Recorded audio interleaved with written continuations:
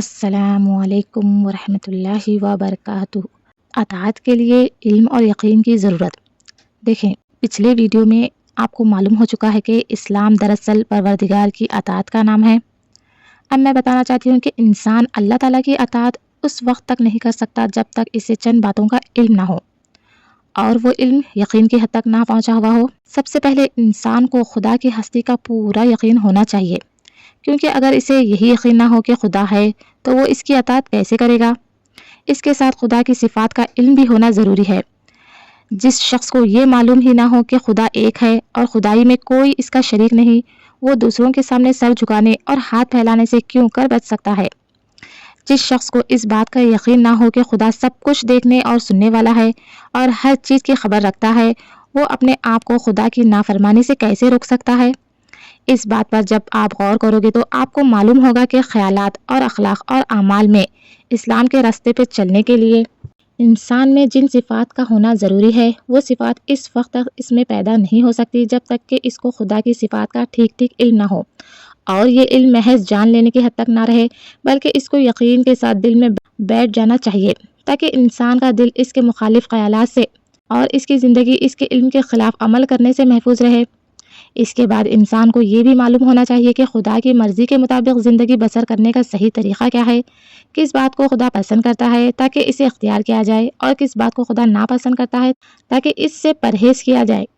اس غرض کے لیے ضروری ہے کہ انسان کو خدائی قانون اور خدائی ضابطے سے پوری واقفیت ہو، اس کے متعلق وہ پورا یقین رکھتا ہو کہ یہی خدائی قانون اور خدائی ضابطہ ہے اور اسی کی پیروی سے خدا کی خوشنودی حاصل ہو سکتی ہے، کیونکہ اگر اس کو سرے سے علم ہی نہ ہو تو وہ اطاعت کس چیز کی کرے گا، اور اگر علم ہو تو لیکن پورا یقین نہ ہو یا دل میں یہ خیال ہو کہ اس قانون اور اس ضابطے کے سوا دوسرا قانون اور ضابطہ بھی درست ہو سکتا ہے تو اس کی ٹھیک ٹھیک پابندی کیسے کر سکتا ہے۔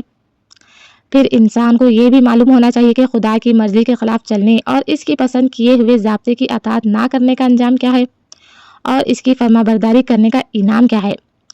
اس غرض کے لیے ضروری ہے کہ اسے آخرت کی زندگی کا، خدا کی عدالت میں پیش ہونے کا، نافرمانی کی سزا پانے کا اور فرما برداری پر انعام پانے کا پورا علم اور یقین ہو۔ جو شخص آخرت کی زندگی سے ناواقف ہے وہ اطاعت اور نافرمانی دونوں کو بے نشتہ سمجھتا ہے۔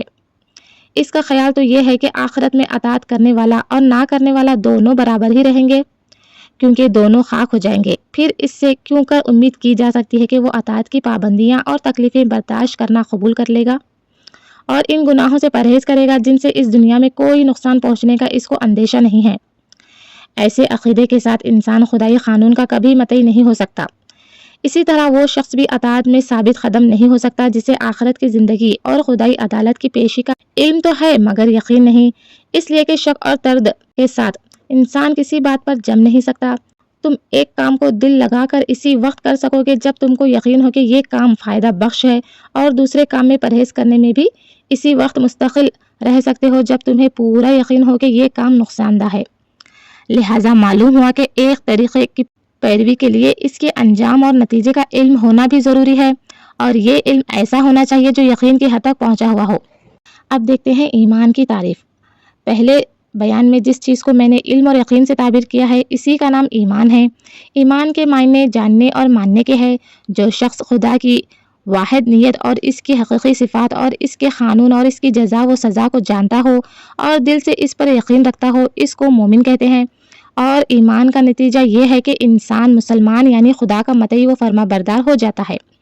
ایمان کی اس تعریف سے آپ خود سمجھ سکتے ہو کہ ایمان کے بغیر کوئی انسان مسلمان نہیں ہو سکتا۔ اسلام اور ایمان کا تعلق وہی ہے جو درخت کا تعلق بیج سے ہوتا ہے۔ بیج کے بغیر تو درخت پیدا ہی نہیں ہوتا۔ البتہ ہو سکتا ہے کہ بیج زمین میں بویا جائے مگر زمین خراب ہونے کی وجہ سے یا آب و ہوا اچھی نہ ملنے کی وجہ سے درخت ناقص نکلے۔ بالکل اسی طرح اگر کوئی شخص سرے سے ایمان ہی نہ رکھتا ہو تو یہ کسی طرح ممکن نہیں کہ وہ مسلمان ہو۔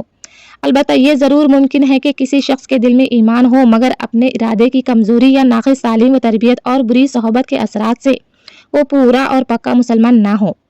ایمان اور اسلام کے لحاظ سے تمام انسانوں کے 4 درجے ہیں۔ پہلا درجہ جو ایمان رکھتے ہیں اور ان کا ایمان انہیں خدا کے احکام کا پورا مطیع بناتا ہے۔ دیکھیں، جس بات کو خدا ناپسند کرتا ہے وہ اس سے اس طرح بچتے ہیں جیسے کوئی شخص آگ کو ہاتھ لگانے سے بچتا ہے، اور جس بات کو خدا پسند کرتا ہے وہ اس کو ایسے شوق سے کرتے ہیں جیسے کوئی شخص دولت کمانے کے لیے شوق سے کام کرتا ہے۔ یہ اصل مسلمان ہیں۔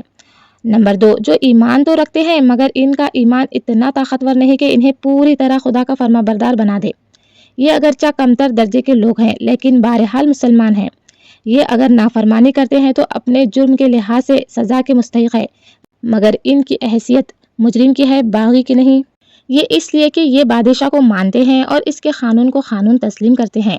نمبر 3، وہ جو ایمان نہیں رکھتے مگر بظاہر ایسے اعمال کرتے ہیں جو خدائی قانون کے مطابق نظر آتے ہیں، یہ دراصل باغی ہیں۔ ان کا ظاہری نیک عمل حقیقت میں خدا کی اطاعت اور فرما برداری نہیں ہے، اس لیے اس کا کچھ اعتبار نہیں۔ ان کی مثال ایسے شخص کی سی ہے جو بادشاہ کو بادشاہ نہیں مانتا اور اس کے قانون کو قانون ہی تسلیم نہیں کرتا۔ یہ شخص بظاہر ایسے اعمال کر رہا ہو جو قانون کے خلاف نہ ہو تو تم یہ نہیں کہہ سکتے کہ وہ بادشاہ کا وفادار اور اس کے قانون کا پیروی ہے۔ اس کا شمار تو بہرحال باغیوں میں ہی ہوگا۔ نمبر 4، وہ جو ایمان بھی نہیں رکھتے اور عمل کے لحاظ سے بھی شریر اور بدکار ہے، یہ سب سے بدتر درجے کے لوگ ہیں، کیونکہ یہ باغی بھی ہے اور مفسد بھی ہے۔ انسانی طبقہ کی اس تقسیم سے یہ بات ظاہر ہوتی ہے کہ ایمان ہی پر دراصل انسان کی کامیابی کا انحصار ہے۔ اسلام خواہ وہ کامل ہو یا ناقص صرف ایمان کے بیج سے پیدا ہوتا ہے۔ جہاں ایمان نہ ہوگا وہاں ایمان کی جگہ کفر ہوگا، جس کے دوسرے معنی خدا سے بغاوت کے ہیں، خواہ وہ بدتر درجے کی بغاوت ہو یا کمتر درجے کی۔ اللہ اکبر۔